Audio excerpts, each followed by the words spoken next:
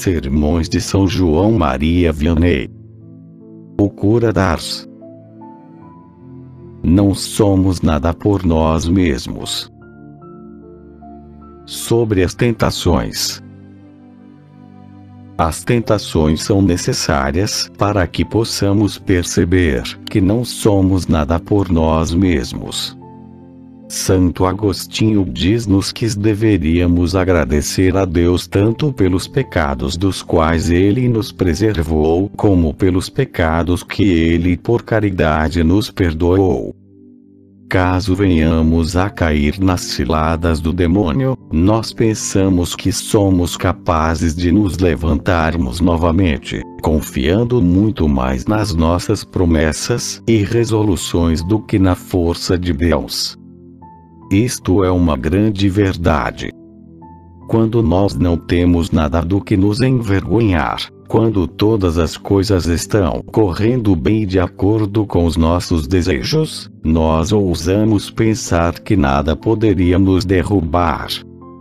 Nós esquecemos facilmente do nosso próprio nada e de nossa fraqueza interior. Chegamos mesmo a protestar que estamos prontos a morrer do que permitirmos sermos vencidos. Nós vemos o esplêndido exemplo de São Pedro, que disse ao Senhor que ainda que todos se escandalizassem dele, ele não se escandalizaria. Coitado!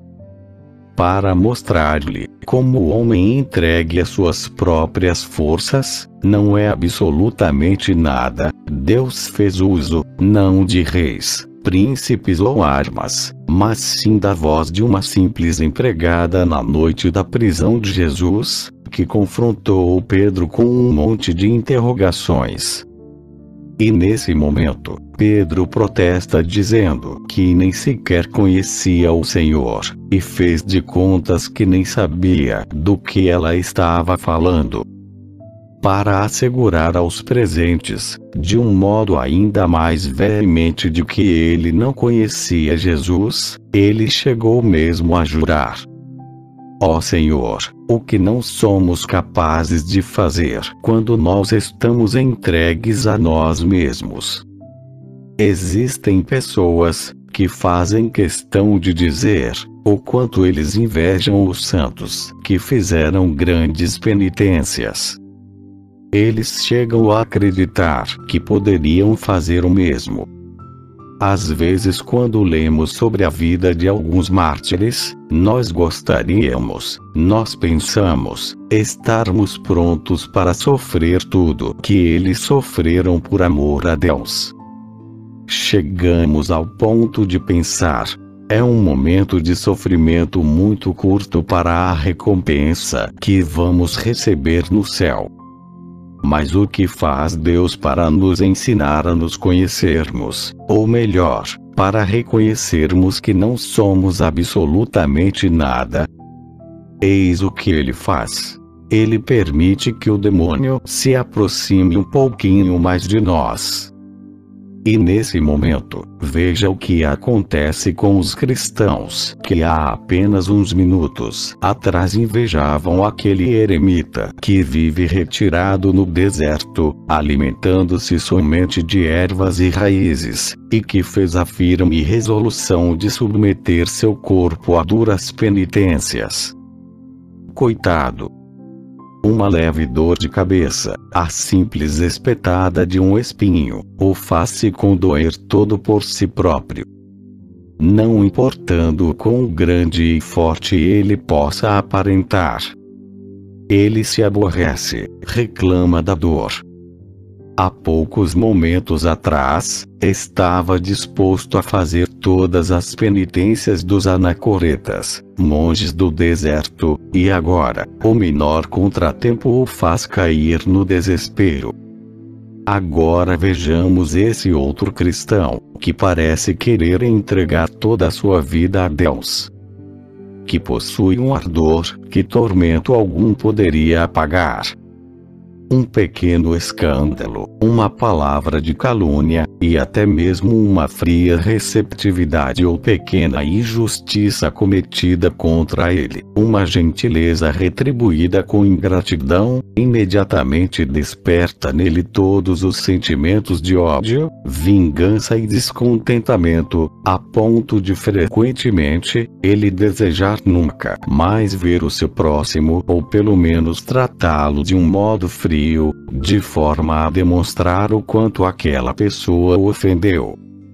E quantas vezes, isso se torna o seu primeiro pensamento ao acordar, assim como o pensamento que sempre o impede de dormir em paz. Coitado! Meus caros amigos, nós somos umas coisas pobres, e por isso deveríamos contar muito pouco com nossas próprias resoluções. Cuidado se você não sofre tentações. A quem o demônio mais persegue? Talvez você ache que as pessoas que são mais tentadas são indubitavelmente os beberrões, os provocadores de escândalos, as pessoas imodestas e sem vergonha que deitam e rolam na sujeira e na miséria do pecado mortal, que se enveredam por toda espécie de maus caminhos. Não, meu caro irmão. Não são essas pessoas. Ao contrário, o demônio os deixa de lado, ou seja, ele se apoia nelas enquanto elas vivem, porque do contrário ele não teria tanto tempo para fazer o mal. Isso porque, quanto mais tempo essas pessoas viverem, mais seus maus exemplos arrastarão outras almas para o inferno.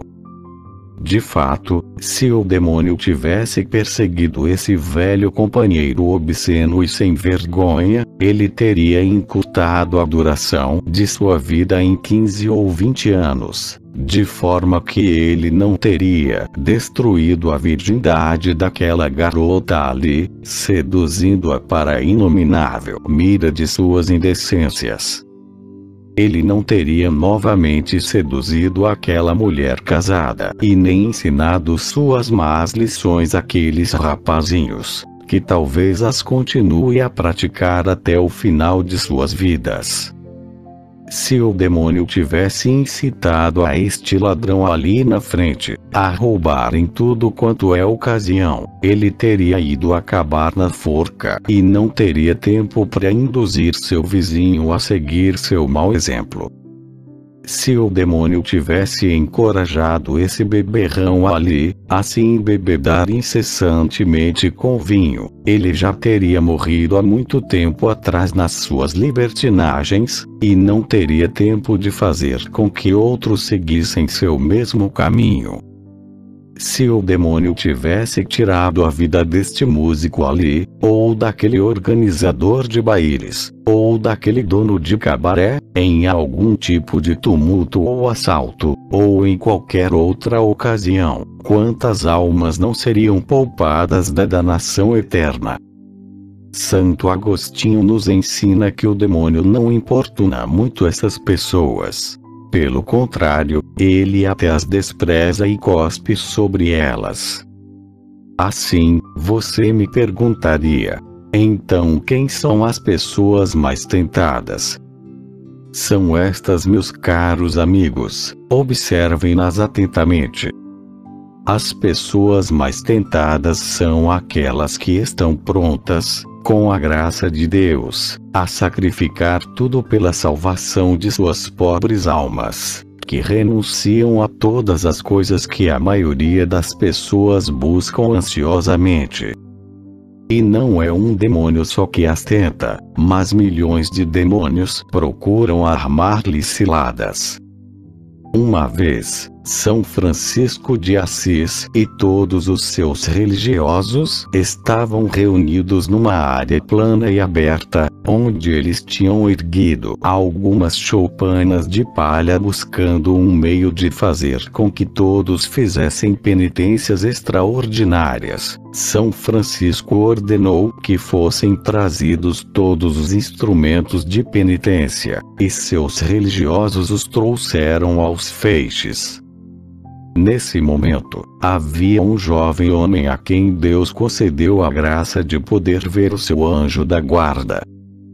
De um lado, ele viu todos esses bons religiosos que buscavam satisfazer sua sede por mais penitências, e do outro, o anjo permitiu-lhe ver uma legião de 18.000 demônios, que estavam se reunindo em conselho para ver de que modo eles poderiam subverter esses religiosos pela tentação. Um dos demônios disse: "Vocês não percebem mesmo? Esses religiosos são tão humildes. Ah! Que virtude espantosa! São tão desapegados de si próprios, tão apegados a Deus. Eles possuem um superior que os guia, de forma que é impossível ser bem-sucedido em qualquer ataque que façamos a eles. Vamos esperar até que o superior deles morra, e então introduziremos entre eles jovens sem nenhuma vocação que trarão um certo relaxamento de espírito para a ordem, e aí sim, nós os venceremos." Mais tarde, quando esse homem entrou na cidade, ele viu um demônio sentado sozinho no portão de entrada da cidade, e que tinha a tarefa de tentar todos os habitantes daquele lugar. Esse santo perguntou ao seu anjo da guarda por que motivo, para tentar apenas aquele grupo de religiosos, haviam tantos demônios, ao passo que para toda aquela cidade havia apenas um sentado à sua entrada. Seu bom anjo respondeu-lhe então, que aquelas pessoas não precisavam de tentação, uma vez que já estavam entregues aos seus próprios pecados, ao passo que aqueles religiosos buscavam fazer tudo o que era bom, apesar de todas as ciladas que os demônios podiam armar para eles. Meus caros irmãos, a primeira tentação com a qual o demônio tenta qualquer um que começou a servir melhor a Deus chama-se respeito humano. Aquela pessoa acometida pelo respeito humano, não ousará mais a ser vista em todo lugar, passará a se esconder de todos aqueles com os quais ela andava misturada na busca de uma vida de prazeres. Se alguém lhe disser que ela está muito mudada, imediatamente ela ficará envergonhada. Aliás, o que as pessoas vão dizer dela é a sua contínua preocupação. Chega a um ponto de perder a coragem de fazer qualquer boa ação diante dos olhos alheios. Se o demônio não consegue fazê-la retroceder na caminhada espiritual através do respeito humano, ele infundirá nela um extraordinário medo, dizendo-lhe que suas confissões não servem para nada, que seu confessor não a entende, que seja lá o que ela fizer, será sempre em vão, que ela irá para a condenação eterna do mesmo modo, ou que ela obteria o mesmo resultado, a salvação, no final, deixando tudo correr solto ao invés de continuar a lutar. Afinal, as ocasiões de pecado já demonstraram ser demais para ela. Por que será, meus irmãos, que quando alguém não dá a mínima importância à salvação de sua alma, ele parece não sofrer a menor tentação? Mas assim que ele resolve mudar de vida, em outras palavras, assim que ele deseja reformar sua vida para que Deus venha morar nele, imediatamente todo o inferno cai em cima dele. Ouçamos o que nos diz Santo Agostinho a esse respeito. Do modo como o demônio se comporta em relação ao pecador. Ele atua como um carcereiro que possui muitos prisioneiros trancados em sua prisão, mas como ele não carrega ou não possui a chave que poderia libertá-los dali, ele tranquilamente pode sair sossegado, certo de que nenhum deles tem como fugir. Este é um modo como ele age com aqueles pecadores que nem sequer consideram a possibilidade de deixar o pecado para trás. Ele nem sequer se dá ao trabalho de tentá-los. Ele vê tais pessoas como perda de tempo, não apenas porque elas não pensam em deixá-lo, mas também porque ele não deseja multiplicar suas cadeias. Por outro lado, seria inútil tentá-los. Ele permite que eles vivam em paz enquanto estiverem vivendo no pecado mortal. Ele esconde do pecador a situação em que ele se encontra, ou mais que ele pode, até a morte, e quando acontece dele pintar um quadro da vida daquele pecador, ele o faz de uma maneira tão aterrorizante, que o infeliz pecador súbito cai no desespero. Mas com qualquer um que se decidiu a mudar de vida, que se decidiu a entregar-se completamente a Deus, é toda uma outra história. Enquanto Santo Agostinho vivia no pecado e na maldade, ele não tinha por que se preocupar com as tentações. Ele acreditava se encontrar em paz, como ele mesmo nos conta. Mas no momento que ele resolveu dar as costas para o demônio, ele teve que travar um combate contra ele a ponto de perder sua respiração na luta. Isso durou 5 anos. Ele chorou as lágrimas mais amargas e fez as mais severas penitências. Ele chega ao ponto de dizer: eu discutia com ele em minhas cadeias. Um dia eu achei que tinha sido vitorioso, no próximo dia lá estava eu de novo, prostrado no chão. Esta guerra cruel e obstinada durou 5 anos. No final, Deus me concedeu a graça de vencer o combate contra o meu inimigo. Você pode ver também a luta que São Jerônimo teve que empreender, quando ele se decidiu a viver apenas para Deus e também quando planejou visitar a Terra Santa. Quando ele ainda estava em Roma, concebeu um desejo novo de trabalhar pela sua salvação. Ao sair de Roma, ele se retirou para um deserto para se entregar a todos os exercícios que o amor por Deus o inspirasse a fazer. Então o demônio, prevendo como sua conversão iria influenciar tantas outras pessoas, se encheu de fúria e desespero. São Jerônimo não foi poupado da menor tentação. Eu não acredito que exista um santo que foi mais tentado do que ele. Isto foi o que ele escreveu a um de seus amigos. Meu caro amigo, eu quero confidenciar-lhe sobre minhas aflições e o estado ao qual o demônio procura reduzir-me. Quantas vezes nessa vasta solidão, na qual o calor do sol se faz insuportável, quantas vezes os prazeres de Roma parecem me assaltar. A dor e a amargura, das quais minha alma se encontra repleta, fazem-me derramar rios de lágrimas dia e noite sem parar. Eu procurei me esconder nos lugares mais isolados para lutar contra minhas tentações e chorar pelos meus pecados. Meu corpo está todo desfigurado e coberto com uma veste rude em trapos. Eu não tenho outra cama a não ser o chão, nu, e minha única comida é um cozido de raízes e água, mesmo quando estou doente. Apesar de todos esses rigores, meu corpo ainda se recorda dos sórdidos prazeres dos quais Roma inteira está envenenada. Meu espírito ainda se encontra no meio daqueles companheiros de prazer e aventuras com os quais eu tão imensamente ofendi a Deus.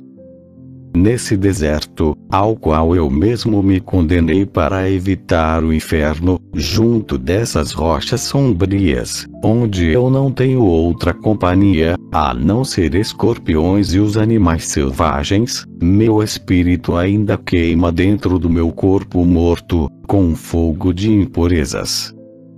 O demônio ainda assim, ousa me oferecer prazeres para que eu os prove. Eu me contemplo tão humilhado por essas tentações, e o único pensamento que me faz morrer de pavor é não saber quais austeridades às quais eu ainda devo submeter o meu corpo para uni-lo com Deus. Eis porque eu me atiro ao chão, aos pés do meu crucifixo, banhado em minhas próprias lágrimas, e quando eu não posso mais chorar, eu pego algumas pedras e bato no meu peito com elas, até que o sangue saia pela minha boca, implorando por misericórdia, até que Deus tenha piedade de mim. Será que existe alguém capaz de entender a miséria do meu estado, desejando tão ardentemente agradar a Deus e amar somente a Ele? Ainda assim, eu estou sempre pronto a ofendê-lo. Que dor isso representa para mim! Ajude-me, meu caro amigo, com o auxílio de suas orações, de forma que eu me torne mais forte para repelir o demônio, que jurou me levar para a condenação eterna. Meus caros amigos, são esses os combates a que são submetidos os grandes santos de Deus. Coitados de nós! Como somos dignos de pena por não sermos assaltados ferozmente pelo demônio. De acordo com todas as aparências, podemos dizer que somos amigos do diabo. Ele nos faz viver numa falsa paz, ele nos embala no sono, deixando-nos com a pretensão de que recitamos algumas boas orações, distribuímos algumas esmolas e que fizemos menos más ações do que os outros. De acordo com o nosso padrão, meus caros irmãos, se perguntarmos, por exemplo, aquele sustentador do cabaré, ali, se o demônio o tem tentado, ele simplesmente dirá que nada o incomoda absolutamente. Pergunta a esta garota ali, esta filha da vaidade, quais são os combates que ela tem que travar contra o inimigo, e ela vai responder-lhe sorrindo que ela não tem nenhuma luta, que, aliás, ela nem sabe o que é ser tentada. Assim vocês verão, meus caros amigos, que a tentação mais terrível de todas é exatamente não ser tentado. E vocês verão ainda mais. Vocês verão o estado daqueles a quem o demônio está preservando para o inferno. Eu ousaria dizer ainda que ele tem o máximo cuidado em não atormentar tais pessoas com a recordação de suas vidas no passado. Do contrário, seus olhos poderiam se abrir para seus pecados. O maior de todos os males não é ser tentado, porque há então motivos para acreditar que o demônio está apenas esperando nossas mortes para nos arrastar para o inferno. Nada poderia ser mais fácil de ser entendido. Apenas considere o cristão que está tentando, ainda que seja de um modo pequeno, salvar sua alma. Tudo em volta dele parece incliná-lo para o mal, ele dificilmente consegue levantar os olhos sem ser tentado, apesar de todas as orações e penitências.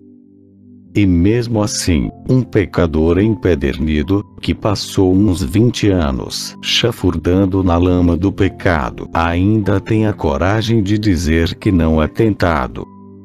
Este está num estado muito pior, meus caros amigos, muito pior.